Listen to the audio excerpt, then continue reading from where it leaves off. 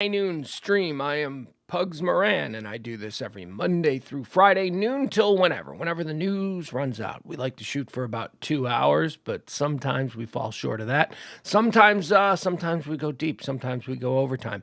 It really does all depend on what's happening, because that's the fuel that drives this particular show, the High Noon Show, Monday through Friday at noon. Hot topics, current events, headlines, trends, whatever it is that people are talking about. If it's being buzzed about, we're going to get through it here.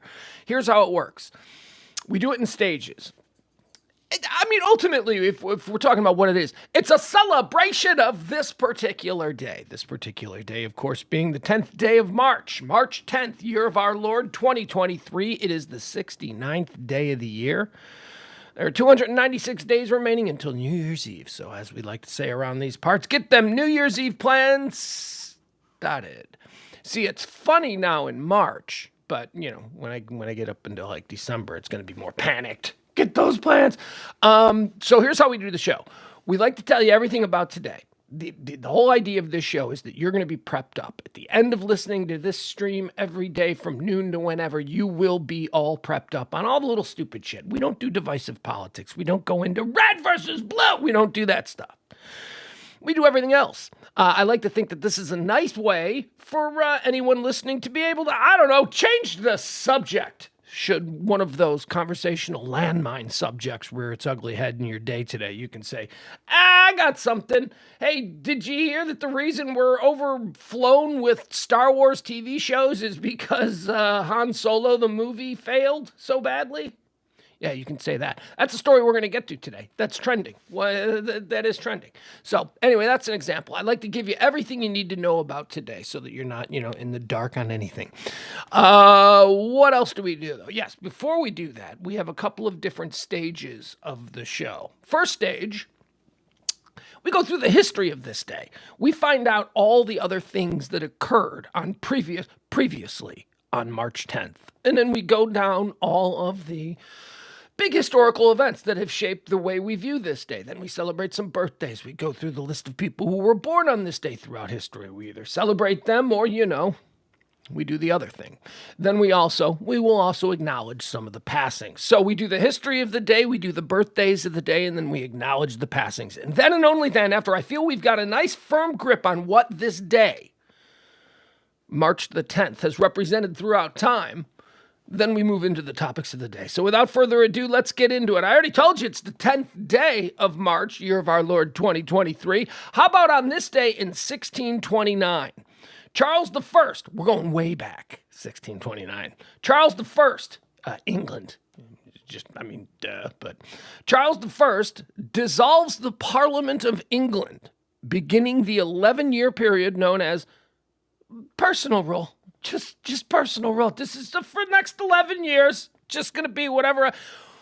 So this is how personal rule, the 11 years of Charles I's personal rule, that is, I think, how a lot of us just imagine being king would be like. Because it really wasn't. Like in England, we're back in 1629. They still had a parliament. There were boxes. There were checks and balances on the king. The monarch wasn't just able to. But when we think about being king, it's like, bring me the horse. It's like everything we get, they do. Let's go to war. That kind of thing. It's not true, though. But for like 11 years, Charles I had that. Personal. I'm just going to call all the shots. 1831, on this day, the French Foreign Legion is created by Louis Philippe, the King of France. Let's see, they built it up from the foreign regiments of the Kingdom of France. Okay, so French Foreign Legion. That's not like a thing that I'm all that familiar with, other than like old movies. Old movies used to often depict the French Foreign Legion. Right? You'd be like, oh, and we'll send you to the French Foreign Legion. It's like some mysterious character enters the movie, enters the plot of the movie. And it's like, where you been? I've been serving in the French Foreign Legion. It's like that's. So anyway, it was formed on this day. I guess what it was it's just like the French colonial France, right? When they were taking over North Africa and stuff. It would be like the military, I don't know. So I'm guessing what it is. I'm thinking it's just French military stationed in North Africa, but what do I know?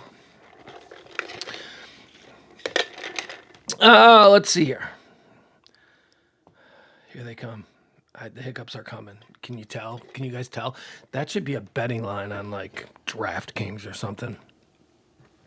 How long into the show? How many minutes into the show will I begin to experience signs that hiccups are coming? If you were new to the show, and the show doesn't grow, so I can't imagine any of you are new, but you would know that I experience hiccups on this particular show from time to time, usually in the first 45 minutes. That could be a daily betting line. How many minutes until? All right, moving on. On this day, in 1876, the first successful test of a telephone is made by Alexander Graham Bell. Alexander Graham Bell. Isn't that the Watson, come here. Dude, what is it? What is it that he said? It was on this day, right? Come here, Watson, I need you. Something like this, right? Not something like this. Come here, Watson, I need you. Or was it like, Watson, come here, I want you.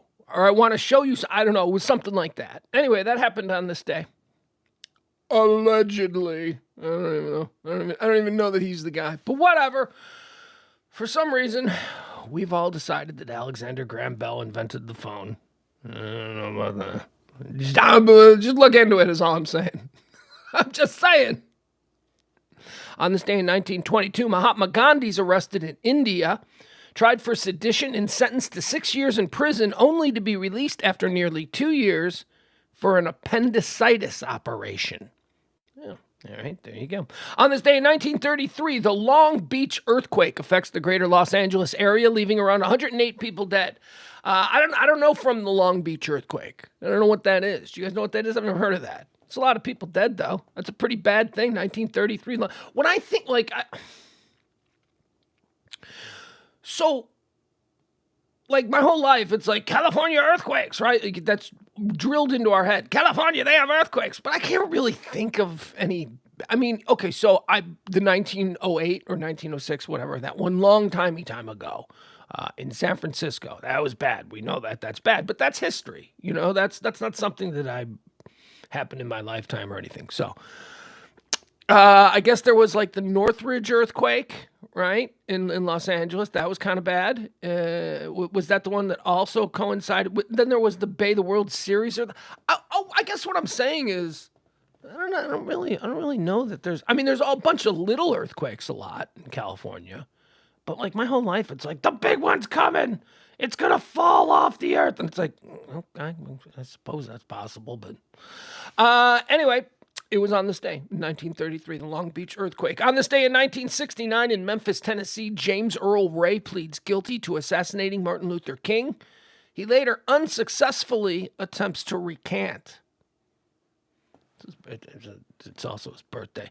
On his birthday, James Earl Ray, on his birthday, the dude that shot Martin Luther King there from his window at the men's creepy transient boarding hotel across the street from the motel where Martin Luther King was staying. It was his birthday, and he went into jail and pled guilty. On this day in 1977, astronomers discover the rings of Uranus. Hey, a doctor discovered the rings of Uranus right next to the polyps on my pooper. Come on. I will never let a Uranus joke go by without an attempt.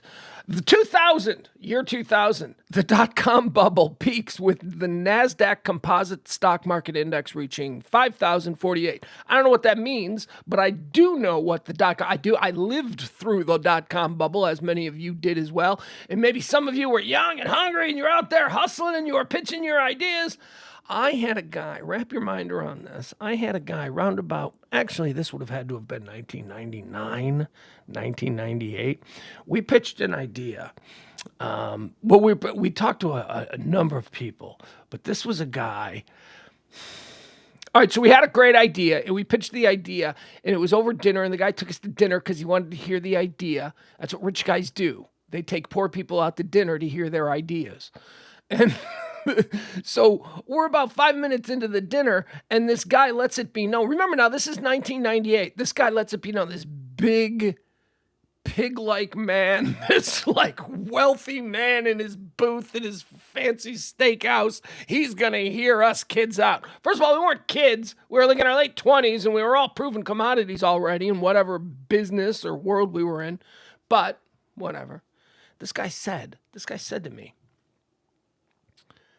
everything that's going to be done on the internet's already been done. I think we're a little bit late to the party on new ideas. 1998. This dude was already checking out on new ideas for the internet.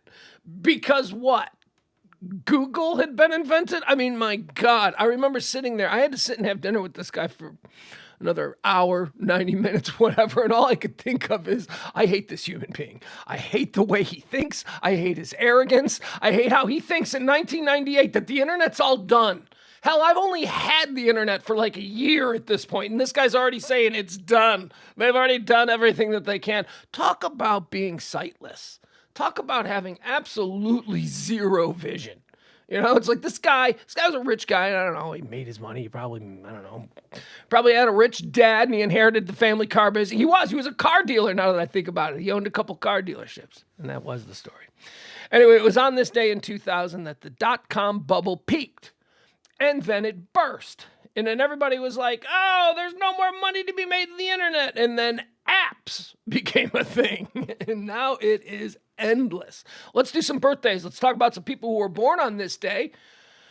March the 10th, in 1903, the world gave birth to Bix Beiderbecke. He's an American cornet player and pianist. Bix Beiderbecke, I just like his name. Every time I hear his name, I've heard his name. He's kind of famous. I don't even know how I've heard his name. I just know that the name Bix Beiderbecke is like associated with early American jazz and stuff like that. But it's such a cool name. Bix Beiderbecke.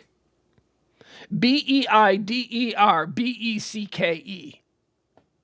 Bix. B-I-X. Bix Beiderbecke. Born on this day in 1928, we threw out sort of a happy birthday. I don't know, fuck you birthday. It is James Earl Ray's birthday. James Earl Ray, the man who assassinated Martin Luther King and pled guilty on this day. Born on this day in 1940, here you go. Chuck Norris, ladies and gentlemen, the great Chuck Norris, born on this day. Chuck Norris draft! Let's do a draft of all the Chuck Norris movies and where they fall in my favorites list. Nah, can't do that with Chuck Norris movies because, quite frankly, they're all the same. They're all the same movie. I go to Chuck Norris movies to see Chuck Norris punch people. And, I'm not really looking for stories and stuff like that. So, Chuck Norris, happy birthday to you. You're awesome. James Parker, my Pugs and Parker co-host, who comes on with us at 9 o'clock, believes that he can take Chuck Norris today. I don't know. I think that Chuck Norris would probably know something. But now that I'm thinking about it, Chuck Norris is what? 1940, 60, 70, 80, 83 years old. I don't know. Maybe Parker can take an 83-year-old Chuck Norris. I don't know. How's his arthritis? He's had operations. The man's been injured. Born on this day in 1947. Now, this is fun. This is interesting because just yesterday we were mourning the passing of Brad Delp from Boston. And I told you that Boston is a really interesting band. Like if you ever just want to fall down some Wikipedia holes, just learn about Boston. Learn about the individual members of Boston. They're just interesting guys. They're just not like what you'd expect. So yesterday we mourned the passing of Brad Delp of Boston, singer. Today we're celebrating the birthday of one of the great geniuses of rock and roll, Tom Scholz. Tom Scholz of Boston. Now, this is the primary guy I was telling you about. Tom Scholz is an absolute off-the-charts genius. Let me read a little bit to you about him. Donald Thomas Scholz, born on March 10th, 1947, is an American musician. He is the founder, main songwriter, primary guitarist, keyboardist, and only remaining original member of the rock band Boston. He has appeared on every Boston release. Scholz is a multi-instrumentalist. He plays guitar, bass, keyboards, and drums. Scholz is an MIT-trained engineer who designed and built his own recording studio in an apartment basement in the early 70s. A rock fan throughout his teen years, Scholz began writing songs while earning his master's degree at MIT. The first Boston album was mostly recorded in his basement studio, mostly using devices that he designed and invented. After the success of Boston, he founded Shoals Research and Development, Inc. Okay, so most guys have their first hit album and they buy a house and a car and maybe a bar, right? For all their friends to hang out. The dude in Boston had a hit with his first album and founded the Shoals Research and Development Corporation. Jeez. It was designed to develop and market his inventions, many under the Rockman brand. So any of you musicians out there, the Rockman brand is a big brand.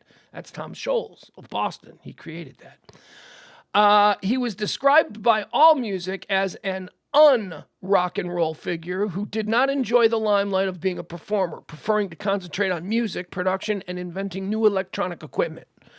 In more recent years, he has dedicated much of his money and time to charitable work. Okay, so there you go. Tom Scholes of Boston. He is a very rock star. He's like Skunk Baxter from the Doobie Brothers and Steely Dan. God, Skunk Baxter played with everything. Skunk Baxter made some money and bought a house on a golf course, and his next door neighbor was like some international... This is like going back into the 70s. Some like international expert on like arms and treaties and nuclear proliferation and all that. So Skunk Baxter of the Doobie Brothers started hanging out with this dude and he found himself being interested in it. And today, like 40 years later, Skunk Baxter of the Doobie Brothers is like one of the world's foremost experts on nuclear warfare. He's like, he meets with presidents and heads of... The dude from Doobie Brothers with the big mustache, Skunk Baxter. Anyway, Tom Scholes is another one of those guys. You know what? That might be a podcast. Look at that. Identifying and talking about, and maybe even talking to some of these people who are, big rock stars who are so much more. We keep running into that. There are a number of these people. All right, Ed Sella, birthday boy. It was Ed's birthday yesterday. I always wait till the day after the birthday. That way they think you forgot, and then you get credit for it. Hey, Ed Sella, happy birthday. New podcast coming. Rock stars, unrock stars. There you go. They even gave us a name for it. Born on this day in 1953, Canadian director, producer, and screenwriter, and well-accomplished sexual deviant, Paul Haggis. Paul Haggis is having a birthday today. Paul Haggis did like Crash, $1 Million Baby. No, was it $1 Million Baby? Wait, one of the, I don't know what he did. He did a bunch of movies. He's a very famous and successful film director, except he also, I don't know. He bangs a lot of actresses and he's kind of a creep. Okay, so that's all I know about what's going on with him. But Paul Haggis is kind of not working these days, if you know what I mean. And the climate being what it is, Paul Haggis isn't working. I think Paul Haggis might actually also be in handcuffs in like France. I don't know, Google it. But it's his birthday, so there you go. Born on this day, boy oh boy, from one creep to a super creep. Born on this day in 1957, Osama bin Laden.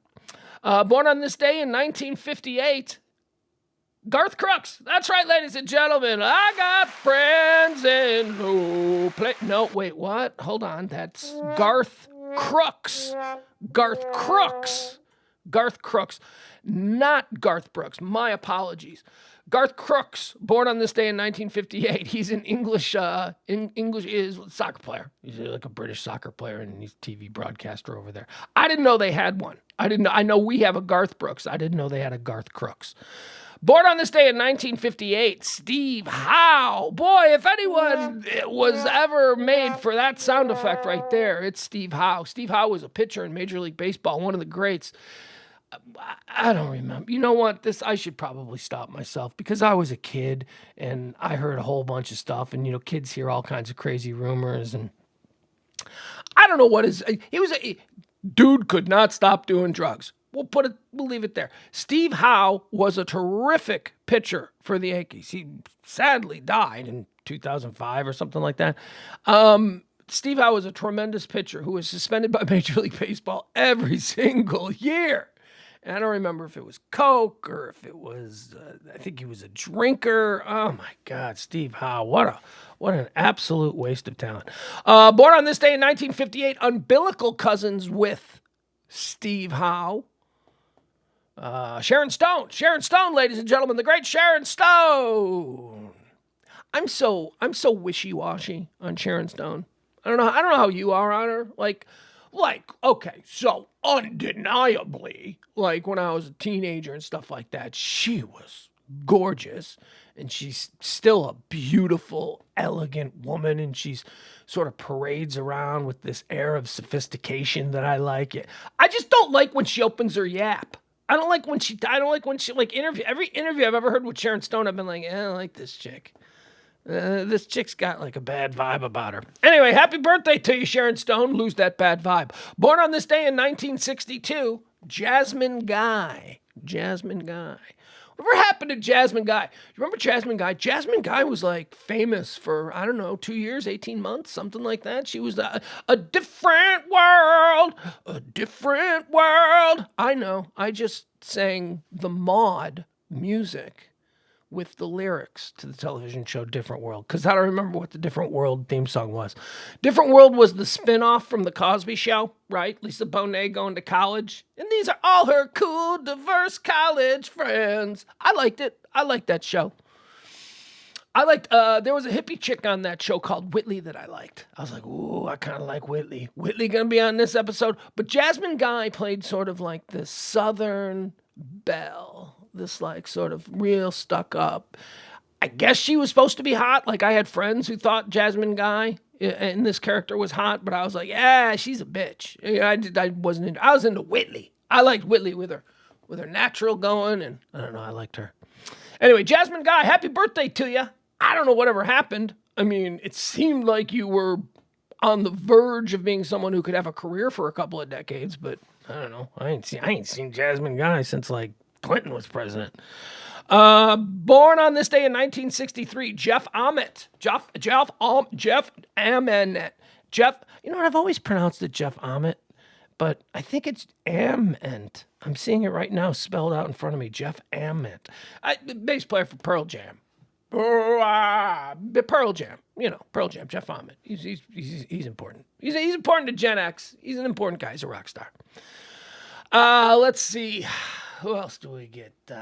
We get born on this day in 1963, umbilical cousins with Jeff Ament.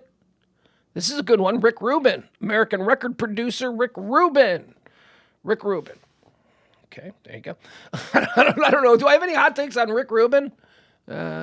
He was the white Jewish guy who basically was the first to get super rich off hip hop, which, you know, historically tracks. That makes sense. Born on this day in 1964, Nana Cherry, she of the Buffalo Stance. Remember that song? Buffalo, I don't even know how that song goes. I just know she said Buffalo Stance a bunch of times. And she's the daughter of Don Cherry. Don Cherry, famous jazz player, composer. Oh, also she's the sister of Eagle Eye Cherry. Remember Eagle Eye Cherry? Save tonight, dun, dun, dun, dun, dun, fight the break of day, come tomorrow. Eagle Eye Cherry. Eagle Eye Cherry and Nana Cherry, brother and sister. Don Cherry, legendary jazz musician, father. There you have it. Born on this day in 1964, also an umbilical cousin with Nana Cherry, Prince Edward, the Duke of Edinburgh. Prince Edward is kind of like, and I'm sure he's digging it. He's like being this dude right now. But Prince Edward, like his whole life was like the extra son of Queen Elizabeth, right? Prince Edward. You had Charles. Charles was the important one, right? You have the heir and the spare. You had Prince Charles, he's the heir, and then you had Andrew. Andrew's the spare. And then Edward came along. Edward was kind of like the baby. Has Edward ever done? Edward stays out of the spotlight, man. Good for him. Just enjoy being rich, dude. Just enjoy being royalty, okay? Because you're like first of all, you're one of the last of the royal families in this world, right? I mean, there's not a whole lot of kings and queens. Every once in a while, you hear about the Queen of Belgium, and you're like, Belgium has a queen? But anyway, you're one of the last. And you're the big one. You're not just one of the last, but you're the big one. You're like the big royal family. Nobody gives a shit about any of the other royal families. There's you, and maybe sometimes there's Monaco. But since Princess Grace died, nobody even cares about Monaco anymore. So it's you, England, and that's it. That's it. The Kardashians. That's it. Those are the two royal families. You got the Windsors in England, of which you, Edward, and I'm talking to you, Edward, directly, are a part of. I like that he's not out there molesting kids like his brother Andrew. I don't really know. I don't know what Charles. I suppose there's a bunch of things I criticize Charles. I just don't know. I just know he's not the one diddling kids, and that's good. Happy birthday, Prince Edward. Sorry about the loss of your mom. Born on this day in 1971. Oh, here's a favorite of mine. John Hamm, ladies and gentlemen. John Hamm. Don Draper, but not just Don Draper. Dude, John Hamm is like great in everything, isn't he? He's funny. He's handsome. I hate him. Oh, God. Moving on. Born on this day in 1983. Carrie Underwood, American singer-songwriter. I once acted in a duplicitous manner to Miss Underwood. I was utilized by a young Tony Romo, who was dating Carrie Underwood at the time. All right, here's the story. So we went and saw this band. We had this band on our show, and then we went and saw the band. And we were like in this like area with the band's friends. And it turns out that the band was really good friends with Tony Romo, who at the time was Tony Romo, quarterback of the Cowboys. So Tony Romo was there. After the concert, Tony Romo invited everybody to go to like the W Hotel. Or it's like, hey, you going to Tony's party at the W Hotel? We're like, well, I guess so.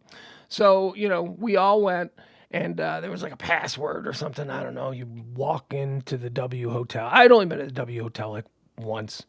And so you walk in, and then you say what you're there for, and then they bring you back. And they bring you back into this big sort of private room. It's not walled off, but it's like velvet roped off, because the people in these sections, they want to be seen. They don't want to be private. They don't want you not to see them living a better life than you. So, the idea of the private room, that's not a real thing. That doesn't happen in clubs. So there's this like private section that's all roped off with red velvet. And we're sitting there and we're talking and we're having a good time. And because the band was on my show, I was sort of hanging out with the lead singer and we're talking. And because Tony Romo was a fan of the band, he wanted to hang out with the lead singer. So Tony Romo's there. So we're sitting on the couch and we're all just talking and, the music is playing really loud. So everybody's talking really loud. You know how it is. And then a bunch of girls come running over. Tony Romo was just like a magnet. And he's got like these two club girls who he doesn't know. It starts out with, can we get a picture? And then it turns into like they're sitting on his lap and, they're grinding on Tony Romo. And I'm sitting next to him, right? And on the other side of Tony Romo is now the singer of the band. And so, we're talking and it's kind of awkward. So this goes on for a little bit. And we see one of Tony Romo's guys. One of Tony's guys at this time was like 7 foot tall. And so we see him coming through the crowd. And he's coming through the crowd furiously. And he's got his arms up in the air, right? And Tony sees this guy. And Tony goes, oh, hold on. And he knocks the two girls off his lap that were sitting there on the couch with him. It's me. It's the singer of Steel Panther was the name of the band. It's me, the singer of Steel Panther, Tony Romo, and the two girls that are on Tony Romo's lap. And now here comes Tony Romo's signal guy, 7 foot tall gargantuan man, doing this through the crowd as he's entering the VIP area. Tony jumps up, knocks the girls off, says, girls, you gotta go, and then immediately turns to me and says, I need you to sit here. So he moved me. One of the girls was still on the couch, so he put me between me and the girl. And just as we all get situated like that, where it looks like Tony is just sitting all by himself on the end, just as we get situated like that, in comes Carrie Underwood, the birthday girl.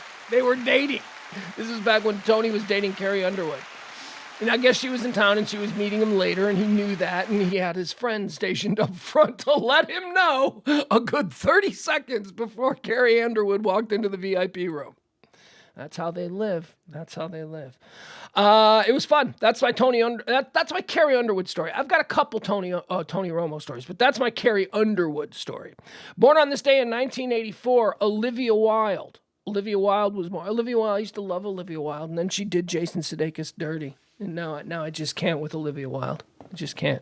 Still gorgeous, though. Still gorgeous. Still like, like if you break down the parts of Olivia Wilde, she's like my perfect female. She's like my perfect female. Like just, let's forget about the exterior. The exterior goes without saying. The exterior is a 10. She's a supermodel. She's beautiful. She's an actress.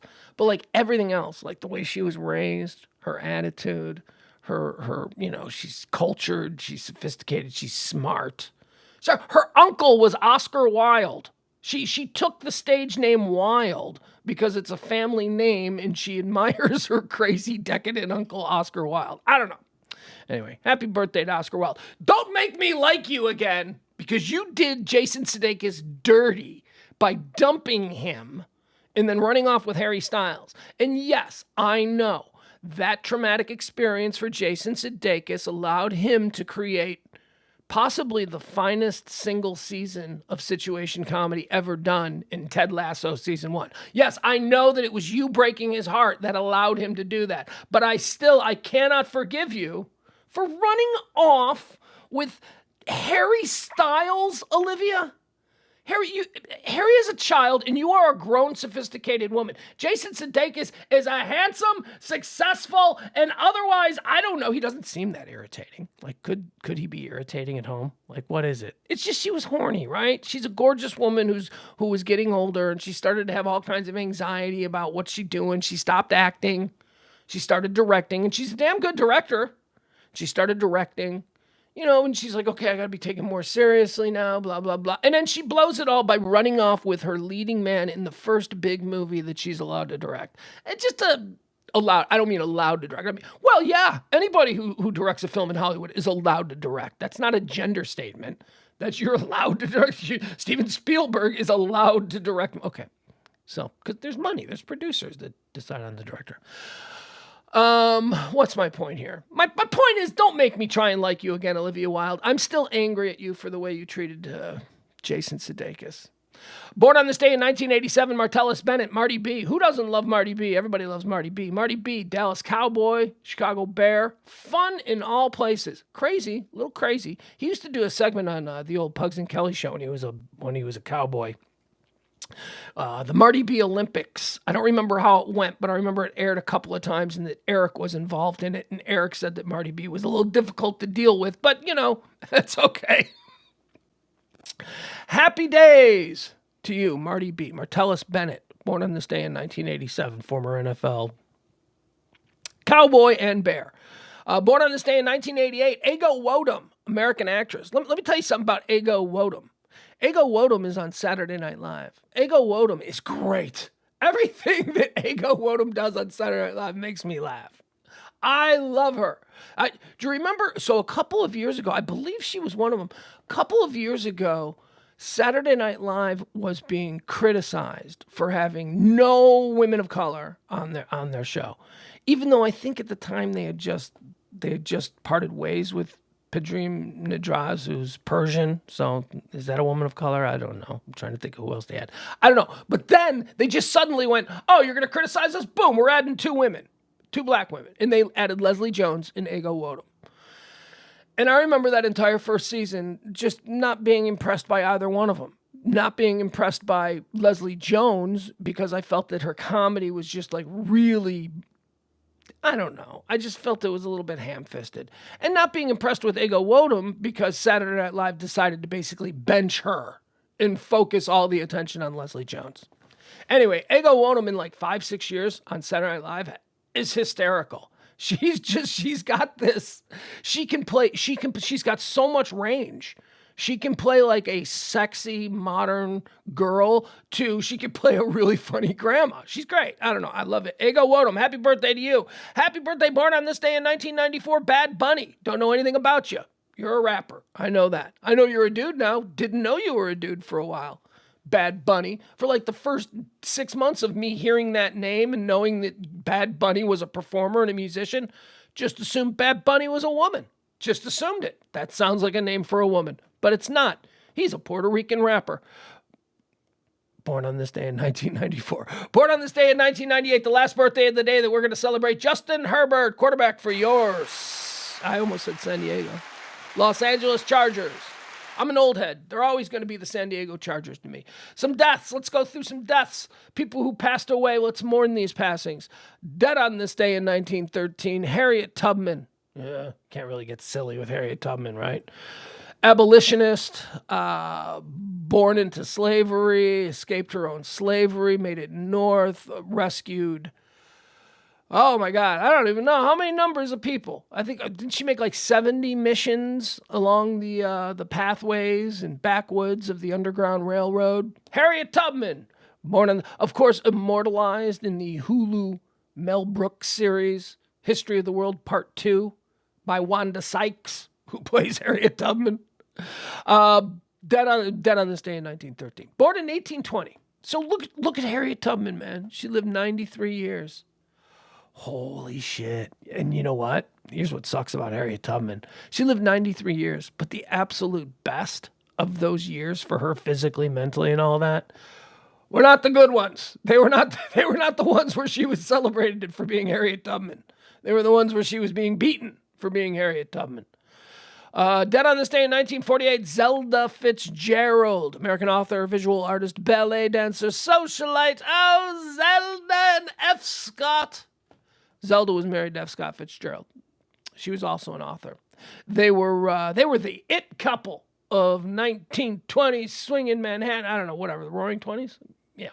Anyway, she died on this day in 1948. Zelda Fitzgerald. Dead on this day in 1977, E. Power Biggs, English-American organist and composer. I don't know who he is, but talk about a badass name. E. Powers Big. Biggs, I'm sorry. E. Power Biggs. My name is E. Power Biggs. Dead on this day in 1985, Konstantin Chernenko. He was the head of the Soviet Union. He was General Secretary of the Soviet. He was, I don't know. All right. Did Chernenko come before or after and drop dead? So you had there was this period when Brezhnev died. Between Brezhnev and Gorbachev, there was this period where there were two guys. It was Yuri Andropov and our birthday boy, Konstantin Chernenko. I just don't know which one came first. They were both only in office for like a year or so. Dead on this day in 1988. You want to talk about you blew it? You want to talk about that?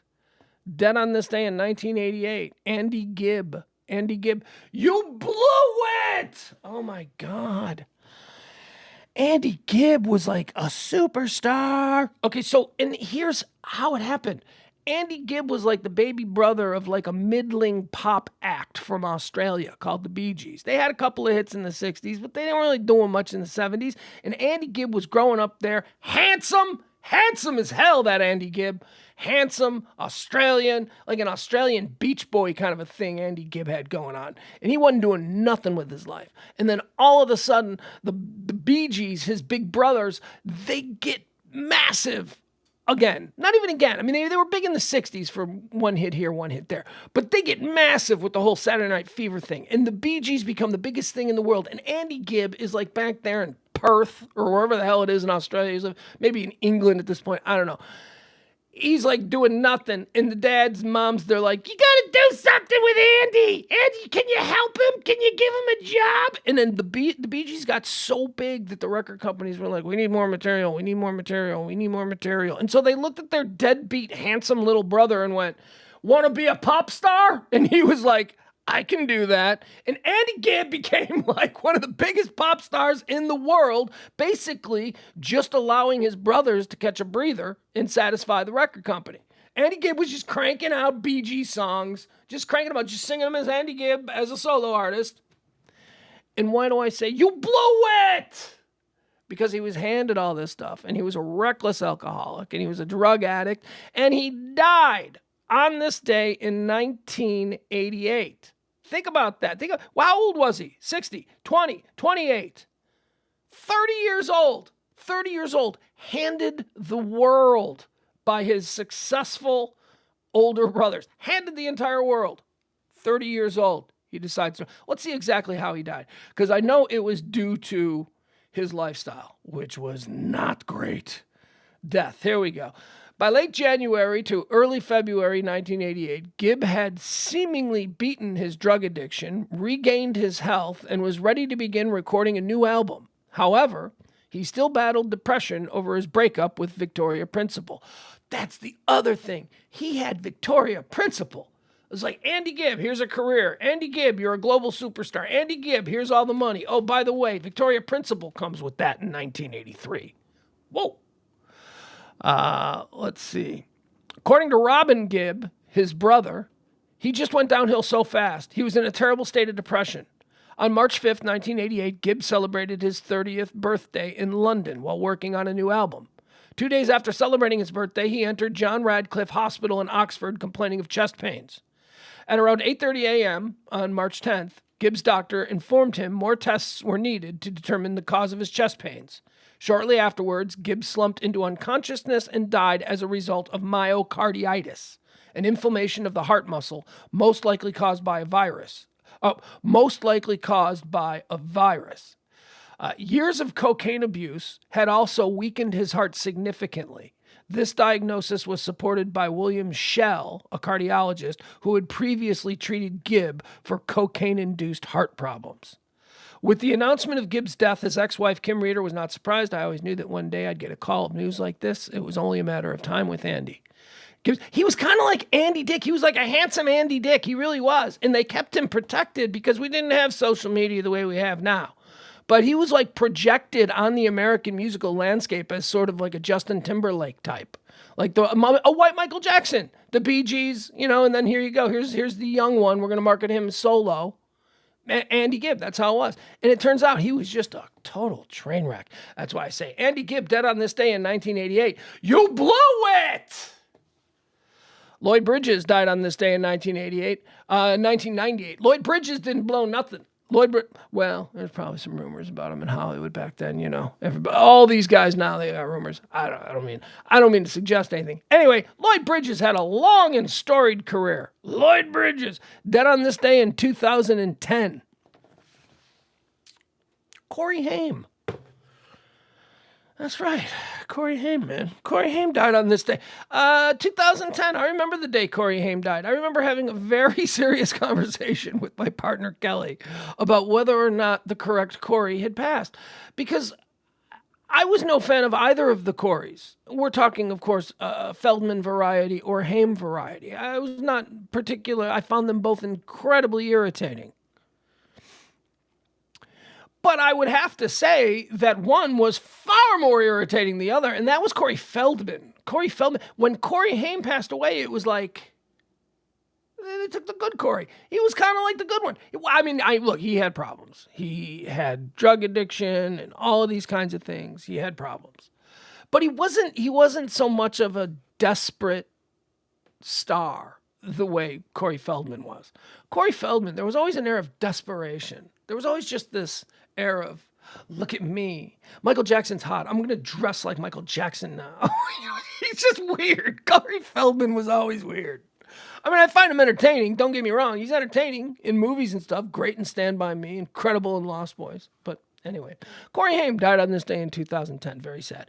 All right. Do we feel like we've got a good hold on what this day has brought us? We've now exhausted the whole concept of previously on March the 10th. So let's get into the things that are trending today. Let's get into the things that people are talking about. Jobs! Apparently a jobs report came out. What's the headline? CBS News. Record number Americans employed in February. See, these things, they come out, and it's just like political propaganda. Okay, so a record number of Americans are employed. But nobody's living well. There aren't good jobs. Shit's still expensive. Come on, let's get a handle of this. How about a better life for the middle class? The middle class, these kinds of stories are supposed to satiate the middle class. They're supposed to make us go, well, I guess it's getting better. But no, until you actually feel it getting better. And that's, by the way, that's a big ask. I know.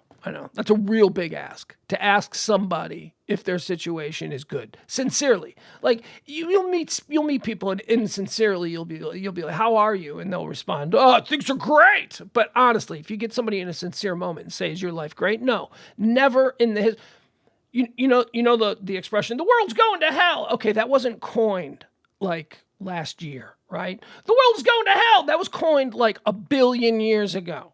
You name me one generation of humans who, in the middle of their society or their lifespan, stopped and went, you know what? These are the good old days. These right now. Because even these supposed good old days that we talk about, They were not the good old days.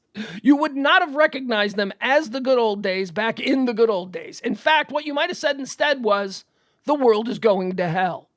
Because that's just how it is. So, jobs. Jobs are good. Don't buy into this bullshit. They're still squeezing the middle class. They're still trying to work us. This is designed with one purpose and one purpose alone. Let's put it in their head that things are getting better. This is not a doom screaming headline.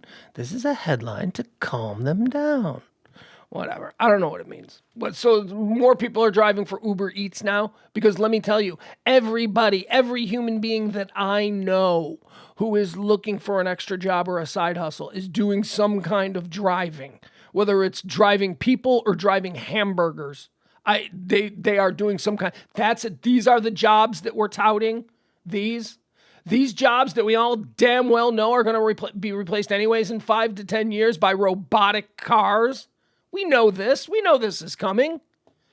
Mexico kidnapping. This is interesting. This is another thing that's trending. We were covering this last couple of days. 4 people, two dudes and 2 female cousins, drive from North Carolina through Matamoros or into Matamoros, Mexico. And they're stopped. They're pulled over by dudes in a truck with guns, and they are taken from their vehicle, the white SUV with North Carolina plates. They go missing. The search is on for days. On Tuesday, was it Tuesday of this week? Tuesday of this week, they are found. 2 of them are dead. 2 of them are alive. One of the female cousins is dead. One is alive. One of the men is dead. One is alive. Although the one that's alive seems to have some sort of gunshot wounds. Okay, so now, big international outrage. How can this happen to American citizens? I still want to know what kind of shady business they were doing. I want to know more about what they were doing there. But anyway, regardless. Today, something kind of crazy happened. That's right. Today in Mexico, this is Mexico for you. This is crazy. So police in Mexico were alerted to a scene in town. Where's a Mexican? Basically, like 5 guys. Is it? Yeah, 5 guys. 5 guys were found laying in the street in Mexico, in some city in Mexico, where these kidnappings took place. 5 guys were found today in the street, alive, hands bound. Some were shirtless. Almost all of them were beaten up.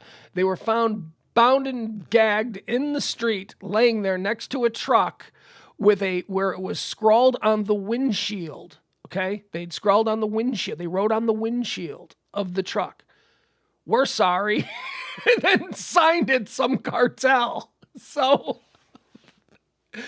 apparently, it's a horrible story, but what a weird ending. Like, apparently, they're closing the books. They're going to be... I'll read you the story, because I was watching the story earlier. I haven't read it yet. A Mexican drug cartel claiming its members were behind the brazen kidnapping of 4 Americans last week handed over 5 of the members and left a note of apology.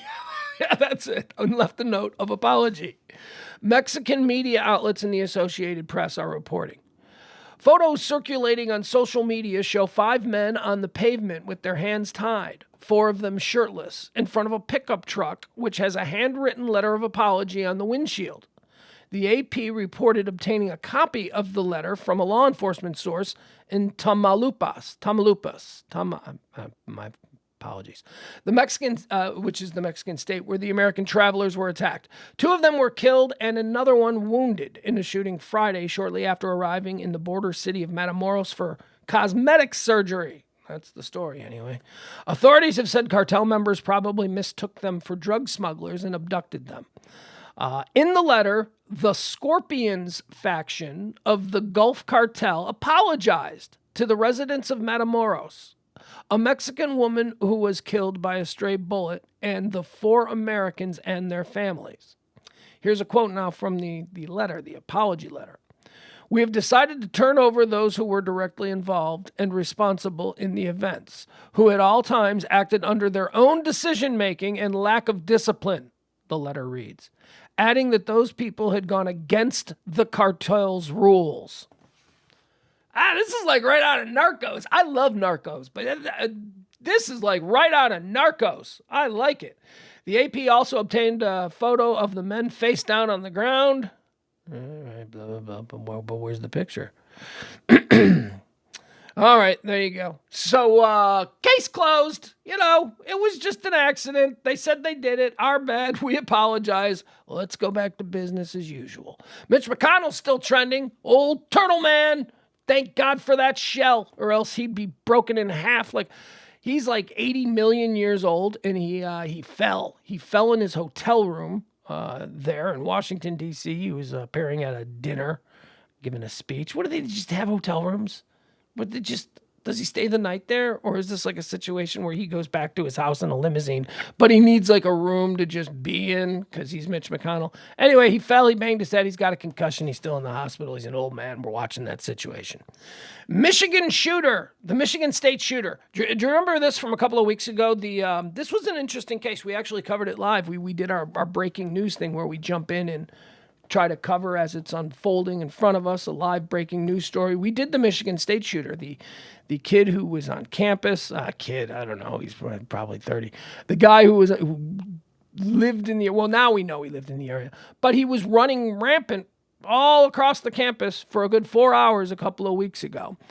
And what turned out to be really interesting about it is, we didn't know whether or not this was crime. This was just street crime. This was some kind of an issue that a college student had gotten involved in, and now the student had brought street crime to the campus.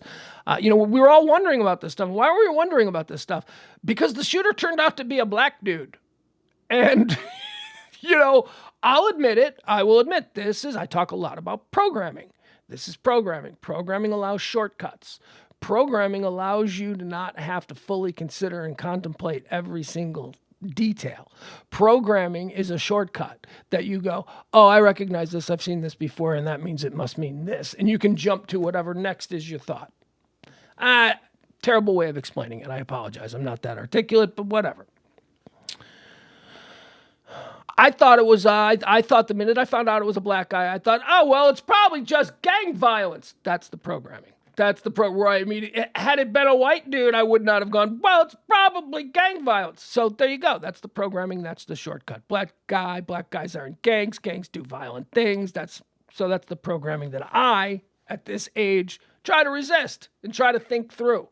Programming is sometimes good, though. Sometimes it's a tool. There's a lot of programming that we have that makes sense.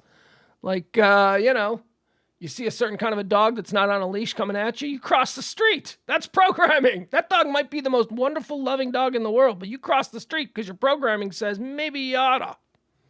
But anyway, we're learning more about the Michigan State shooter. It was just random. This was just the guy who shows up at the shopping mall and goes, I hate everybody and I'm taking you all with me. Those are the kinds of shootings that really freak me out because they're so random and they can't be accounted for, and they make us pearl clutch about, oh, goodness, what led to this? How can it be stopped? Those ones really bother me. The ones that do not bother me, the ones that bother me, but they don't keep me up at night, is random street crime. Oftentimes, gang violence. Doesn't keep me up at night. I've been living with that my whole life. I'm born and raised on the south side of Chicago. I've been hearing about gang violence. Now, thankfully, never been exposed to it, never, I didn't come from that, but it was something that we've always had. Gang violence. You don't go in certain neighborhoods. You don't hang out with certain people because these kinds of things then can exponentially become more likely to occur. You catch a bullet. Don't go to that backyard barbecue in that neighborhood with that friend from work. No, just don't. Just, and is that terrible? It's programming, and, it is. I don't know, but, I guess through a certain lens, you can say, that's racist. I'm like, well, okay, all right. I roll through certain parts of town, and I immediately think to lock the doors. Is that racist? I don't know. So I now have to consider that I jumped to some conclusions about the Michigan State shooter, thinking that it was, some college kid probably owed a drug dealer some money for weed at a party, and he's a punk college kid, and the streets came to Spartan land. That's kind of what I was thinking. When it turned out to be a black dude, I'm like, okay, this is some kind of crime thing. No. A man who fatally shot 3 students and wounded 5 others on the Michigan State University campus left a note describing himself as being hated and a loner and an outcast. Anthony McRae, 43. He's 43. He's much older than I thought. Anthony McRae, 43, also wrote, "I'm tired of being rejected," in the note, which was dated the day before the February 13th shooting and released Friday, today, by police. "They made me who I am today, a killer," the note read. "I'm a person, and they hate me. Why do they hate me? Why? McRae, who lived in nearby Lansing, had no apparent connection to Michigan State University. The rampage began about 8 p.m. on February 13th when shots were fired inside a classroom at Berkeley Hall on the north end of the campus. Police believe McRae then walked into the nearby Student Union building, firing more shots. Police put a photo of McRae on social media out publicly at 11:18. Let's see. McRae shot himself at 11:18 p.m. A 911 call was received from someone who saw a person matching McRae's description in Lansing. McRae shot himself in an industrial area about 4 miles from campus at 11:49 p.m. when approached by officers. Detectives also found 2 handguns and more ammunition. The note was found in his pocket. All right, there you go. He was just a sad guy. Tired of being just, you know what? That's maybe, here's what I would say to somebody who's feeling rejected like that. This ain't going to help. I mean, this ain't going to make it better, but the very idea for this guy in particular, let's talk about it. So he feels rejected. He feels like people don't like him. Why? Well, maybe because he's the sort of person who would shoot up a school. Right? Maybe like, why were you? See, start to think about really why these people are rejecting. Are you a weirdo? I mean, are you, why would they do that? Well, because obviously somebody pegged you as the sort of dude that could shoot up a school. I don't know. He felt bad. He felt alone. And then he went down that ego hole, where at some point the world gets so dark that the only thing that you care about is self-preservation. And that's when you fall into your ego hole. And that's where it just all becomes about you. That's where other lives don't matter. That's where a lot of these people end up in the moment that they pull the trigger and open fire on all of the innocents. They're not killing innocents in their mind. They're killing roaches. They feel so bad about themselves. They've gone into such a dark place. And by the way, again, this is the ego hole. They are all about themselves and self-preservation at this moment. They have reconciled themselves that they may not be around for much longer. Nobody else matters because now they can only see the world. It's like somebody say, some people see the world as a film that they're the star of. And other people, those are egomaniacs. Those are narcissists. Like if you this is a movie, everything I'm seeing, this is my movie and I'm the star. You can't live in that place. You have to see yourself as a supporting player in this movie. That allows for teamwork and all this kind of stuff. I know I'm going into some deep therapy stuff, but sometimes I like to weave this into the general conversation. So this Michigan State shooter, he just went into that place that a lot of these guys fall into, where it becomes pure preservation, where you think that you have taken so much abuse, so much pain, so much hatred, even if all of this is self-created, self-manufactured. I'm just saying, this is what's going on in his head. He's had all of this horrible stuff going on. And it just gets to a point where he can't take the pain anymore. And so he just 100% falls into a position of self-preservation. And that's the ego. And that's where the wealth of life, the wealth of other people's lives become completely useless to him at that moment. And that's how these guys end up killing people. Washington State is trending. Here's another dark one. Oh my God. We got dark stories. It's a dark world. So this woman, oh boy, are you ready for this story? So this woman has a podcast, and it's kind of popular. People like it. I've never heard of it. I don't know who she is, but whatever. She's got a podcast. She's got listeners. Hell, I do a stream. I got listeners. You people listen up, you weirdos. Better not be any of you weirdos out there. So she had this one guy that was a listener of her podcast, and he was a big fan. I'm your number one fan. You can see where this is going. And he starts DMing her, and she becomes friends with him because he's nice. And because that's what we do. We give people the benefit of the doubt, right? I have conversations with strangers on DMs all the time.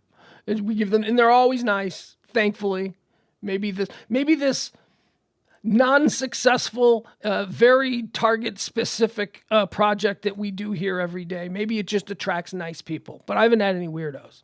But I did. I mean, boy, there were a lot of 105.3 weirdos. So I still see some of you people lurking around from time to time. And I'm like, oh, that's one of them 105.3 weirdos.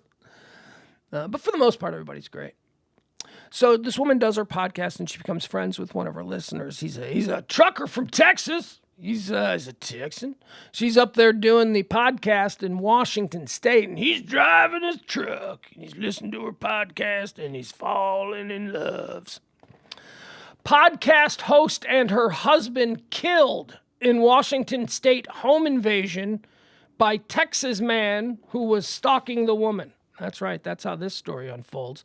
A Washington State podcast host and her husband, the husband, said, honey, I'm thinking of doing a podcast. And he's thinking, all right, what can go wrong? She'll spend some time in the basement. Go ahead, honey. Cut to 6 months later, he's dead in a home invasion. A Washington State podcast host and her husband were killed in a home invasion early Friday morning by a truck driver from Texas who had stalked the woman. Authorities believe the shooter, who has been identified as ramen, literally spelt exactly like the noodle. Ramen, here's where it's going to get difficult. I can tell you there are about 20 letters in the last name. His name is Ramen Kodakaramarazaye. Ramen Kodakaramarazaye. Oh, I almost nailed it. Ramen Kodakaramarazaye. Fuck. Seriously, his last name is spelled K-H-O. His last name is spelled K-H-O-D-A-K-A-R-A-M-R-E-Z-A-E-I. Anyway, we'll just call him the Texas trucker. The Texas trucker, 38 years old, broke into the couple's home in Redmond, Washington, about 15 miles northeast of Seattle through a window around 2 a.m. The woman's mother escaped the home and went to a neighbor's house. They got the mother-in-law living there. The mother-in-law, she ran to a neighbor's house and called 911. When officers arrived, they found the woman's husband, 35, with a gunshot wound to the chest. Police performed CPR, but he died of his injury at the scene. The woman, 33, was found dead inside the residence along with the shooter. Green said the gunman died from a self-inflicted gunshot wound. You pussy! See? This is what he did. It was all about him. It was all about self-preservation. He just kills a bunch of people with no regard for their lives, then will not take responsibility for it, does not want responsibility for it, pulls the trigger. Easy. Easy out, you coward, you piece of shit. Police performed CPR on the man, but he died of his injuries. The shooter had been stalking the woman for many months. Apparently, he got to know her because of a podcast that she was doing, and they struck up a relationship as friends, and they spoke online.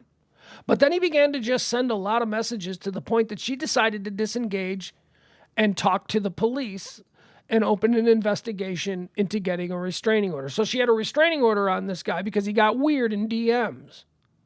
Police said in a news release Friday afternoon that detectives were familiar with the victim because of the ongoing stalking investigation. So she had been going to the police. She had been like, this guy says he's driving here, he's going to get... This is, wow. It's not clear when the woman filed the no-contact restraining order, Green said. Because the gunman lived in Texas, officers could not serve the man. They were not able to make contact with him because he was a truck driver. Police do not know how long he had been in Washington prior to the shooting. It's just unfortunate that the stalking ended in such a tragic way, said Chief Green. It is. Yeah, it really is, Chief. It really is unfortunate. Glad you see it that way. The names of the victims have not been released. The shooting is under investigation. What a terrible story. Fucking D-bag. Just getting it. But hey, look at podcasts, right? That's something that used to only happen to radio people. Radio people used to get assassinated. Alan Burke. People used to come after. They beat up radio people. Podcasts will never be like, well, look, it is now. Stalkers. That's how they reach. Actually, I'm kidding. Podcasting is so much bigger than radio now. I'm kidding. I think that world that narrative has been completely flipped. It used to be like, when somebody would lose their job in radio, they would go into a podcast, and people in radio who still had their jobs would be like, he's doing a podcast now. Now, you cannot get a radio show unless you have a podcast. They make you do a podcast if you're not already doing a podcast. Anyway, any hoozle, as we like to say around here. Washington State, we did that. Okay, Silicon Valley Bank. So this is kind of interesting because this is causing all kinds of ripples all over the place. Wells Fargo, as a matter of fact, is also trending, but we're not going to talk about Wells Fargo because we're going to talk about Ground Zero. So Wells Fargo is trending because people are having trouble with their direct deposits being posted and listed today. And all of this, there's a whole bunch of banks, regional banks, and all kinds of banks around the country right now that are having issues because of one single bank. One single bank is teetering on the verge of self-destruction. Regulators have shut down Silicon Valley Bank in biggest collapse since 2008 financial crisis. The FDIC has taken over the lender, which is the 16th largest bank in America and a tech industry favorite. All the startups receive their loans through this particular bank. This is a major Silicon Valley bank. And it is no more. It went whoop, whoop, whoop, whoop. It went whoop, whoop, whoop. Silicon Valley Bank, one of the tech sector's favorite lenders, is shutting down. The California Department of Financial Protection and Innovation announced Friday that it was taking over and closing the distressed bank to protect deposits, naming the FDIC as its receiver. The FDIC has formed a separate entity where all insured SVB, Silicon Valley Bank deposits, are being transferred. The closure marks the biggest bank failure since 2008 financial crisis and the second largest on record after Washington Mutual collapsed during that industry-wide meltdown. All right. It's never just one, guys. It's never just one. Our entire economic system is set up like a domino board. It's never just one. Your Wells Fargo is trending still. It's trending near the top. Everybody's getting pissed off. Everybody who has Wells Fargo, because apparently Wells Fargo is somehow tied in with this bank. There's another bank. How's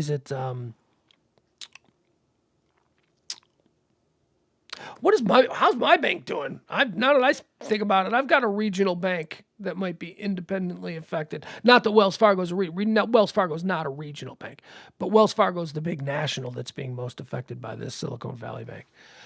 Cocaine Cat. Did you see this trending yesterday? Well, it's still trending today. Cocaine Cat is trending. Why? Well, because Cocaine Bear is a movie, and I don't even know how. I'm suspicious of this story. Here's the story. So, you know what these serval cats are? You got a weird rich friend who's like, this is my serval cat. It's always weird dudes. Weird dudes who, like, maybe they inherited their dad owned like I don't know, like like 5 tire shops. And he's now like 50. Not the dad's like dead, but like the son is like 50 and the tire shops have been sold. So he made like $10 million back in like 1998. And he plays bass in a bar band. And he's a libertarian. That's the dude who's got a serval cat. Okay. That dude has a serval cat. He's got a big, giant, beautiful house and it's decorated terribly, because he doesn't have any girlfriends or anything because he's weird, because he's got a serval. That's what a serval cat is. So that's what we're talking about here. An African, you can have them domestically, but they look like tigers. They look like little version. They look like big house cats, but small tigers, like real small tigers. Like they look like big house cats. An African serval cat that was found with cocaine in its system after an escape at a traffic stop now calls the Cincinnati Zoo home. Okay, so Here's my first problem with Cocaine Cat. What do you mean it had cocaine in its system?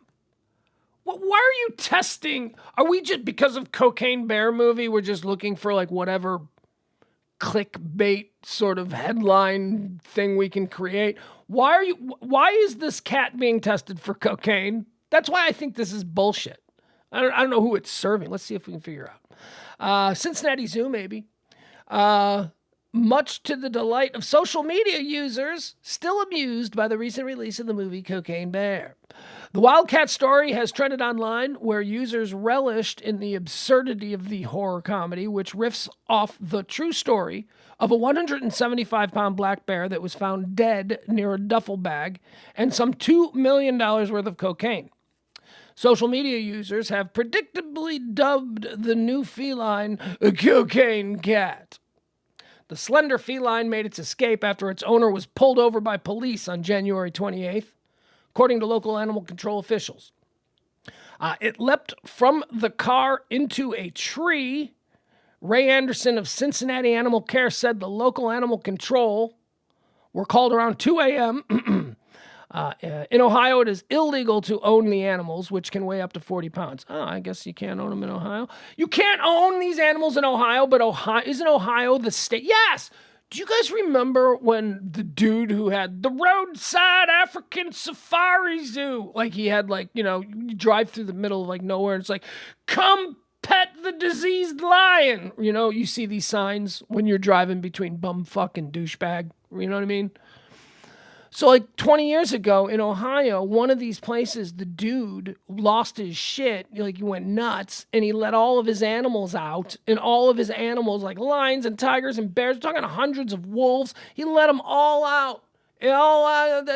But you can't own a serval cat in Ohio? That guy was operating a legal business that allowed him to flood some small Ohio town with like bears and lions and tigers. Dude, this is a real story. It's a crazy story. What is that story? Just so I can remind you of this story. What's it called? You can look it up on your own time. How would that be? Ohio Animal Private Zoo. Ohio Private Zoo. Right? That's it. Private Zoo. Escape. Animal Escapes. All right, what was this one? Zanesville! That's what it is. Just Google search Zanesville, Ohio. Actually, better yet, go to YouTube. YouTube Zanesville, Ohio. Because there you get video. You get to see like a 7-Eleven and then like a giant black bear just walking out of the sun. Nah, not like that descriptive, but it is fun. You will enjoy it. Anyway, that's why Cocaine Cat is trending. I don't think the cat... Why... It's Cocaine Cat because we tested it for cocaine. Why did you test it for cocaine? It's just a cat. Why are we just testing animals now? Our animals? Does the Cincinnati Zoo have a drug policy where if you can't become a member, you can't become an animal in the Cincinnati Zoo if you pop hot for cocaine? I don't know. Cocaine Cat. That's why Cocaine Cat is trending. Okay, so... I've told you about the phenomena that I deal with almost every day when I'm putting together the list of people who have died. Sometimes I find a name on the list of people who have died on this day who I didn't realize were dead. And then I mourn them. And I'm like, oh man, I didn't know that this person died. I like this person. And then as I work through the grief, I go, oh, wait a second. I think I do remember when they died 10 years ago. Anyway, I put myself through this grief process multiple times, weekly. I'm serious. It happens all the time. I'll look at a person who died and I go, I didn't know they died. And then I'll be like, oh yeah, I knew they died. But I mourn them twice and I don't like it. This is a weird situation. This is kind of the opposite of that. This is somebody who I thought died 10 years ago, and they didn't. They died yesterday, or at least within the last few hours, few days. Robert Blake. Robert Blake died. What? Beretta? Did he die like 10 years ago? I mean, we went through a whole lot with Beretta, Robert Blake. We went through a whole lot with Robert Blake like 20 years after Robert Blake was anything anybody knew. Robert Blake was Robert. First of all, he was on the he was a child star. He was a kid actor and all that kind of stuff. He's on the Little Rascals. Robert Blake, and then it was difficult for him to transition. He did In Cold Blood, right? That was a big one. That was a big movie for him. Robert Blake as a young male actor did a couple of movies in the 70s, but then really struck gold with the mid-70s television series Baretta. It was a hit TV series. Tony Baretta. He became an icon of American TV, and Robert Blake played him. So that was really the biggest thing that Robert Blake ever did. He played Baretta. He stops playing Baretta like early 80s, and then he's just a guy that's not working anymore. And then it goes on like 20 years after that, and he's in the news again because he murdered his wife. And he did. Bonnie Blakely, remember her? He murdered his wife. He married some woman. She was a nag. He didn't like her. He wanted out. He's Baretta. Baretta was always kind of... Here's what you need to know about Robert Blake. Robert Blake was 5'4" tall. You get it now? You know the attitude? You know when we're talking about Robert Blake, and that's the name of that tune, Jack. You know that like super hyper tough guy that you're just like, why are you trying so hard? He was 5'4". Napoleonic complex. He was 5'4". He was overcompensating. He was like he's like, I know I'm only 5'4", but and that's the name of that tune, Jack. Like he was, and as a kid, I'm looking at him and I don't realize he's 5'4". You know, he's got his leather jacket on, his Tony Baretta. He looks really badass. He looks wide. So you're assuming that he's also like 6'2", maybe. Nope. Anyway, killed his wife, got away with it. I mean, we all talk about how OJ got away with killing his wife. It's like nobody's surprised Robert Blake did. He got away with killing his wife. He killed her. I mean, OJ definitely killed them. OJ killed too. Robert Blake only killed his wife. But I thought he died years ago. I thought he died a couple of years ago. Robert Blake, Baretta actor who was acquitted of murdering his wife, dies at 89 years old. Blake, an Emmy-winning actor, was also known for his roles in Cold Blood and Judgment Day, the John List story. He died Thursday in Los Angeles of heart disease. We don't need that. Robert Blake, the Emmy Award-winning performer who went from acclaim for his acting to notoriety when he was tried and acquitted of murdering his wife, died Thursday at age 89. A statement released on behalf of his niece, Noreen Austin, said that Blake died from heart disease, surrounded by family and friends in Los Angeles. Blake, star of the 70s TV show Baretta, had once hoped for a comeback, but he never recovered from the long ordeal which began with the shooting death of his wife, Bonnie Lee Blakely, outside a Studio City restaurant on May 4th, 2001. The story of their strange marriage, the child it produced, and its violent end was a Hollywood tragedy played out in court. All right, I honestly, man, I thought like he died like in 2015 or something like that, but no, Robert Blake. If you had said yesterday, all the money in the world, is Robert Blake dead or alive? I'd go, he is dead, and I'd have lost all the money in the world. Walt Disney is trending. So is Star Wars. So is Bob Iger. So is Solo. These are all things that are all trending together because Bob Iger, the outgoing president of Walt Disney Corporation, he made a statement that has, oh my God, pissed off the Star Wars nerds. I don't know if it pissed them off, but it certainly got them stirred up. Bob Iger says that the reason that there are so many Disney Star Wars TV projects, you know, they're endless. If you have Disney Plus, it's a new Star Wars series. The reason for that is because Solo sucked. The movie, so Bob Iger, president of Disney, the guy in charge of all this stuff, he's leaving the company. He's explaining. He's like, yeah, so we made the Star Wars movies, and all the Star Wars movies that are in canon, they're all good and they all did well, and we're all very happy with it. But then we decided that we were going to make two standalone Star Wars projects, and those two standalones were Rogue One, and Solo. And Rogue One was a big hit. They were very encouraged with Rogue One, and then Solo bombed.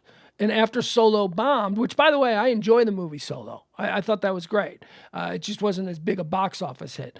When Solo bombed, Disney went, okay, all right. So we were going to just start cranking out standalone movies, but we need to rethink this process. And what they ended up doing was the lower risk, higher reward world of the emerging streaming services. So that's when they said, you know what? Instead of pumping out like 4 more standalone Star Wars universe stories. Let's just it's less of a risk. Let's just make them as TV shows and throw them up on our it'll find an audience. They'll be up on our platform forever.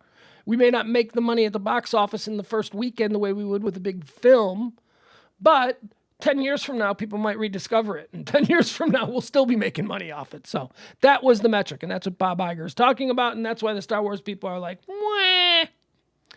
Healthiest cities. Should we do this? We always like to do this. There's a list of the healthiest cities in America. Guess what? On it. Texas. There ain't no Texas cities that are healthy. Probably Austin with all the hippy dippies down there. Maybe there's like a whole bunch of cause they do it by jogging paths. What's the healthiest city in America? How many jogging paths does your city have? It's like, that's what they, let's see here. The list, the healthiest cities in America. San Francisco is the healthiest city in America. San Francisco, California tops the list of healthiest city in America. Described what makes the city stand out. San Francisco spend the third highest amount. I don't care about this. San Francisco is number 1, healthiest city. What's number 2?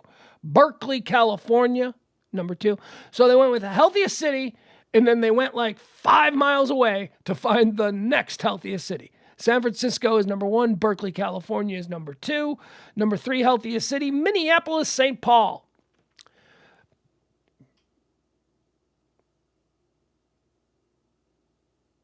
I mean, just looking at the people of Minnesota, I don't think they look particularly healthy, but okay, whatever, moving on. Number 4, healthiest city, let's see, Miami, Florida. Yeah, those people are all beautiful. Those are like the beautiful, perfect people. And number 5, healthiest city in America, and this is probably a pretty healthy city too. And I'll tell you why it's healthy. And I'll tell you why I think San Francisco might be number 1 most healthy. Boulder, Colorado is the 5th healthiest city in America. You know why? All them mountains. You're constantly walking uphill. Your entire existence is spent on an elliptical. That's what it's like living in Boulder. It's what it's like living in San Francisco. It's probably why San Francisco is number 1. It's nothing but hills. You ever just walk around San Francisco? You're freaking exhausted. It's up and down and hills. And have you ever been to Boulder, Colorado? It's all hills. It's all hills. Everything's on an incline. Everything is you're going up. You're going, all right, so there you have it. Those are the healthiest cities. That's got to have something to do with it. The amount of because if you're walking up hills, you're walking more. You're covering, okay, so let's say walking a mile in Chicago on a flat street. That's one thing. That's a mile. But you're walking a mile and you're going up and down hills and it's still a mile, but it's, yeah, you're going to be healthier. That's all I'm saying. Adam Thielen is trending. Adam Thielen is trending because the third most receptions in Minnesota Viking history. Speaking of Minnesota, Adam Thielen. Oh my God, what a story, Adam Thielen. Anyway, they're cutting him. Are they cutting him or are they letting him go? I don't know how this is. Adam Thielen's a stud. He's a little bit old now. Look, I'm talking about Adam Thielen, the brand. I'm not talking about acquiring him because I don't know. I'd have to. He's a little bit old. But anyway, Minnesota, they got to make room. They got the JT Hockenfuss guy now, the tight end that they got from Detroit. They got Hockenfuss. They got to pay him. They got Justin Jefferson, who they've got to make the wealthiest guy in the NFL, or at least he's going to be close to it. So somebody's got to go. And unfortunately, the longtime favorite up there in Minnesota, Adam Thielen, is going to be on the market. He'll go somewhere. He'll play more. It's just they can't. They've got the cap issues. This is great. I think personally, my team, the Chicago Bears, we have a shit ton of cap space and we're going to be buying on the open market. This is a year that we could really use a wide receiver, but unfortunately the wide receiver free agent market this year is kind of shit. Can I interest you in Jacoby Myers? No. Adam Thielen certainly does shoot to the top or near the top of the free agent. Certainly one of the bigger names in the free agent wide receiver, but I don't know. I don't know where he's going to go. He'll go somewhere. He'd be good for the Cowboys. Adam Thielen would be a great addition for the Cowboys, which brings us to the next story that is trending. Odell Beckham Jr. Odell Beckham Jr. is going to come to Dallas. He's going to give the Cowboys a little bit of workout, and they're going to decide whether or not they're going to way overpay for this guy. Because this is the most Cowboy thing ever. Here's how I would say. Look, my kid is a diehard Cowboy fan.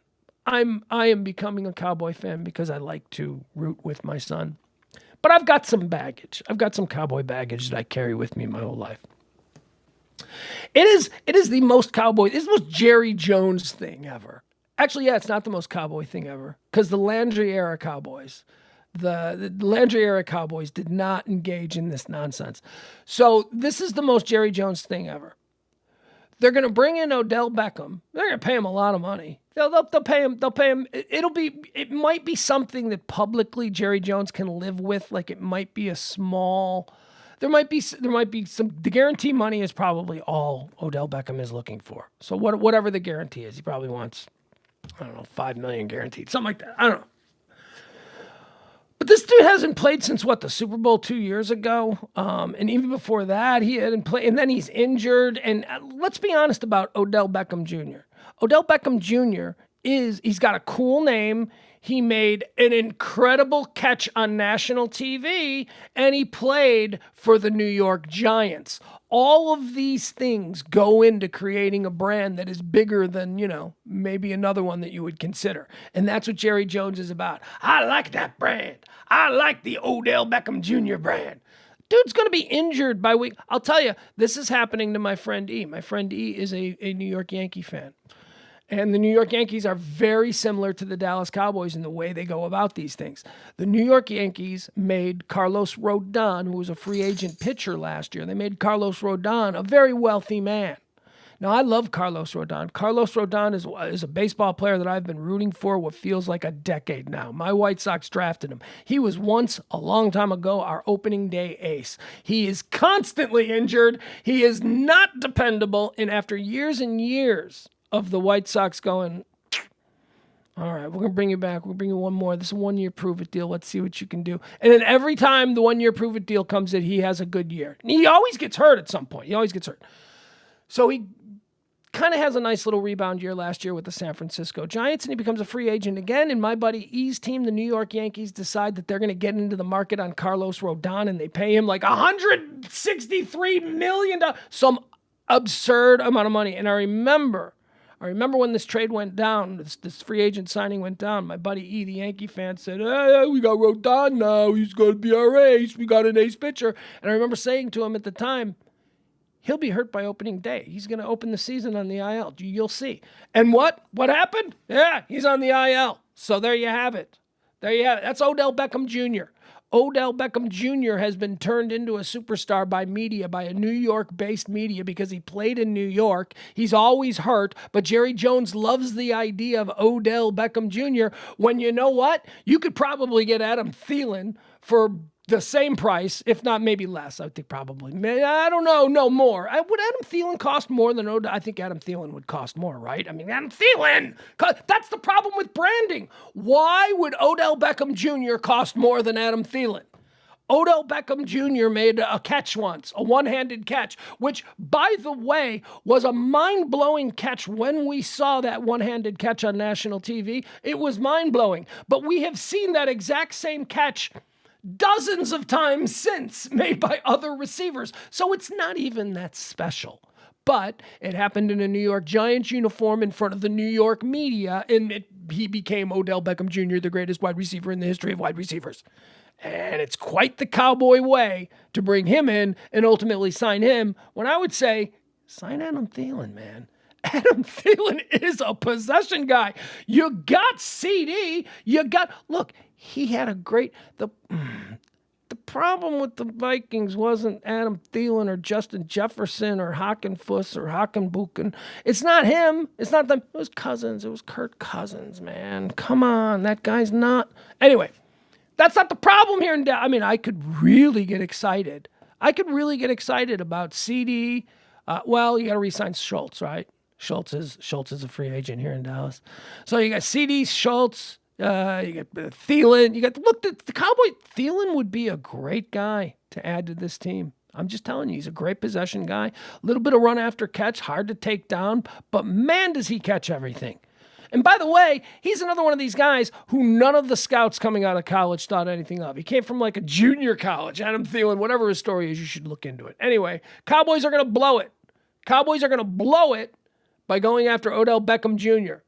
They get Jacoby Myers. Pick up if they really want another receiver, get Jacoby Myers. My team, we're receiver starving, and it's free agency time. And we need, I've been looking at the free agent market here at the wide receivers. I say my Bears, we just sit this one out. Let's sit this season out. We'll draft another wide receiver. We'll see what happens. The Oscars are coming up this Sunday, right? All right, let's look at the area. I got an Oscar ballot for you. Let's go through these. Best Picture. You got All Quiet on the Western Front. A lot of people like that on Netflix. I didn't see it. Avatar, The Way of Water. I ain't seeing that bullshit. My kid saw it. He loved it. Banshees of Inisherin. I love that movie. That's a fun movie. Also nominated, excuse me, for Best Picture, we got Elvis. That was good. The Elvis movie was good, man. I enjoyed the Elvis movie. I really did. I wasn't sure how I was going to feel about it, but then I was like, all right. Also nominated for Best Picture, Everything, Everywhere, All at Once. Daniel Kwan, Daniel Scheinert, Jonathan Wong, producers. And also nominated for Best Picture, The Fabelmans. That's Steven Spielberg.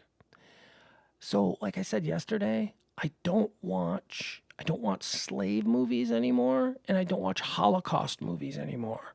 I know it's not that I don't think they should be made. They should be made. Generations need to see this. It's just that I'm a man of a certain age. I've seen them all. I've gone through them all. I cycled through between 10 years old and 30. I saw them all. I don't need to see them anymore. I understand what happened in the Holocaust. I understand what happened with slavery. I don't want to see that anymore. I get it. The Fabelmans, Spielberg's new movie. I haven't seen it because I'm under the impression that it's a Holocaust movie. If I'm wrong, I'll see it. If I'm not, Tar. There's a movie called Tar that's nominated for Best Picture. I don't know what the fuck Tar is. What is Tar? Every year there's one of these movies. It's got a stupid name. I've never heard of it. I feel compelled to watch it, or at least watch 10 minutes of it so that I can have some impression. Tar. The hell is Tar? Top Gun Maverick. Also, this is stupid. This is so stupid. This is Top Gun. First of all, can we be honest? Top Gun Maverick's awesome. Top Gun. I love Top Gun Maverick. Everybody I know loved Top Gun Maverick, except, and every group has this one guy. That movie was so great. They got that one guy. Every group of people, we all know Top Gun Maverick was fun. Shut up, eat your popcorn and just enjoy yourself, you serious prude. We all know Top Gun Maverick was fun. Doesn't deserve a Best Picture nomination. I'm sorry, it doesn't deserve a Best Picture nomination. It's not a Best Picture quality. It's not that kind of thing. But, okay, fun. I'm all for fun. Let's include fun now in the Best Pictures. Triangle of Sadness is another movie that's nominated for Best Picture this year at the Oscar. I ain't seeing nothing called Triangle of Sadness. That sounds awful. Oh, my God. How about Women Talking? I ain't seeing nothing called Women Talking either. All right, so honestly, here's the movies that I've seen. I can only comment on the movies I've seen. Top Gun Maverick, I've seen. Everything, Everywhere, All at Once, I've seen. Elvis, I've seen. Banshees of Inisherin, I've seen. All Quiet on the Western Front, I'm going to say that I've seen, because I watched like half of it, and I have every intention of going back and watching the rest of it. All right, so of those movies, I'll tell you the best movie of the year was Everything, Everywhere, All at Once. Everything, Everywhere, All at Once is not only the best movie of this year, but it's the most interesting and most fun movie that I've seen in years. This movie's crazy. It's fun. It's like The Matrix, but it's like not like The Matrix. It's funny. Jamie Lee Curtis is awesome. So there you go. My vote for Best Picture of the Year, Everything, Everywhere, All at Once. It's not even it is, in my opinion, that was the best movie that I saw last year. Everything, Everywhere, All at Once. Second place, I will give to Elvis. Third place, I will give to Banshees of Inisherin. Best Director, I don't care. I'm not going to do that. I don't care about Best Director. Best Actress, Cate Blanchett for Tar. Anna de Armas for Blonde. That's the Marilyn Monroe movie. Andrea Riseborough for a movie called To Leslie. Michelle Williams for The Fabelmans. And Michelle Yeoh for Everything Everywhere All at Once. Michelle Yeoh, Everything Everywhere All at Once. She's awesome. She is so, first of all, I love Michelle Yeoh. I've loved Michelle Yeoh for 30 years. And to see her now, like, getting legit acting cred, for a nomination for Best Actress. Michelle Yeoh is one of the I think there was a time, actually maybe not even a time, maybe now, she has made more money as a female box office actress than any, not her made money, but her films have made more money. You know, she was the queen of like those Hong Kong karate movies of the 70s and the 80s and the 90s. They used to crank out 3 of those movies a day. Okay, maybe not the 70s because she's not that old, but you know what I mean? Michelle Yeoh is awesome. Best Actor, Austin Butler for Elvis. Colin Farrell for Banshees of Inisherin. Brendan Fraser for The Whale. Bill Nye for Living. Paul Mescal for Aftersun. I don't know what any of this shit is. All right, but if I got it, seriously, this isn't even a contest. Best Actor is Austin Butler for Elvis. That dude was incredible.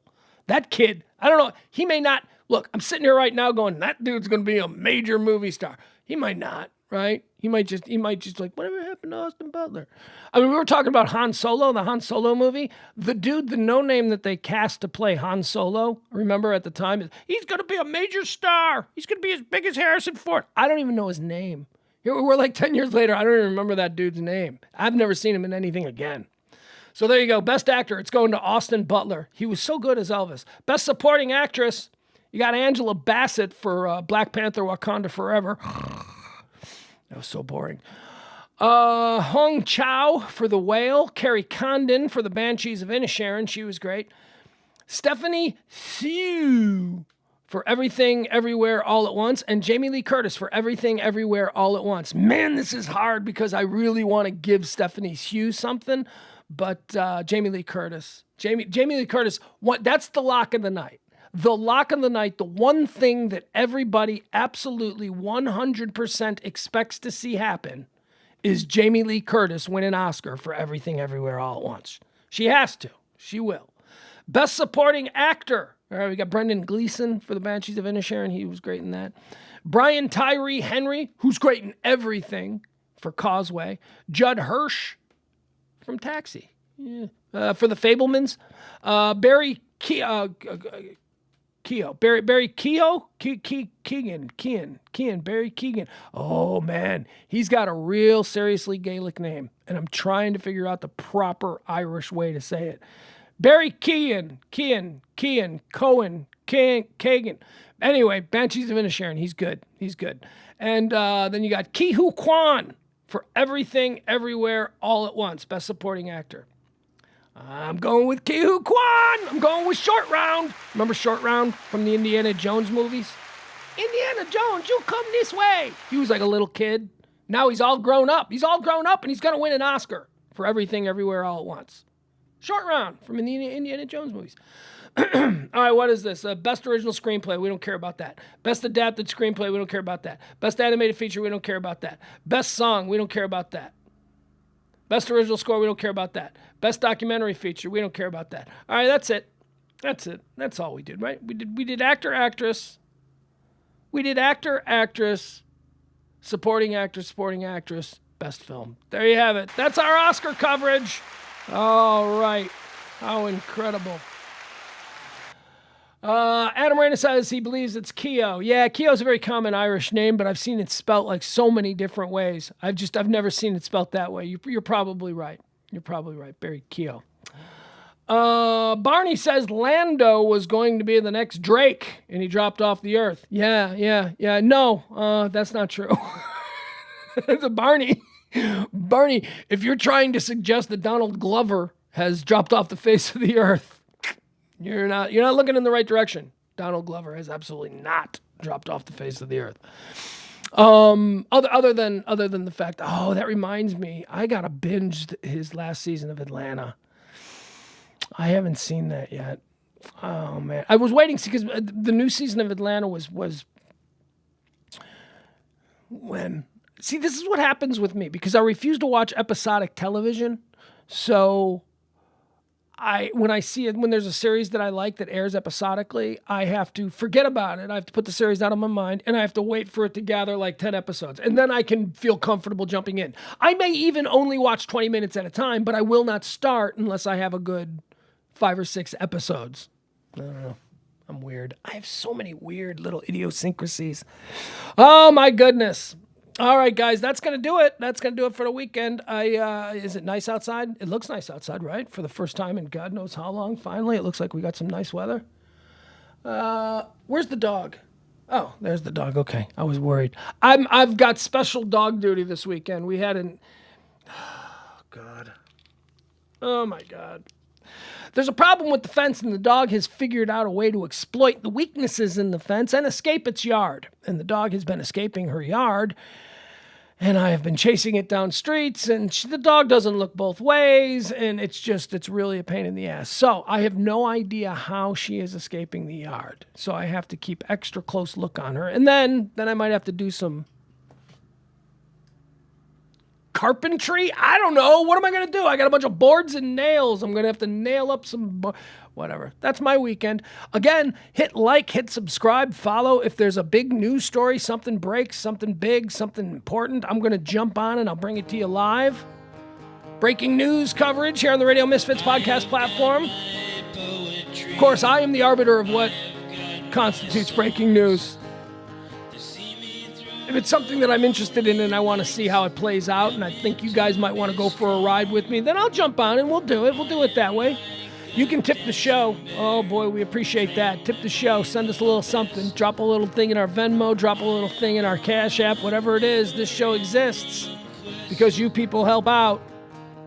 A few of you that do, we really appreciate it. Thank you so much for that. Things are going good. I always had to be on guard. I got nothing else. Oh, by the way, thanks for bearing with me. I know we had a 15-minute late start today.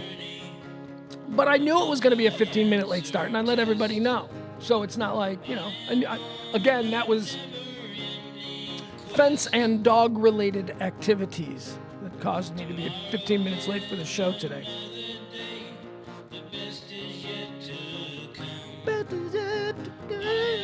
All right, I got to go. Love you guys. Bye.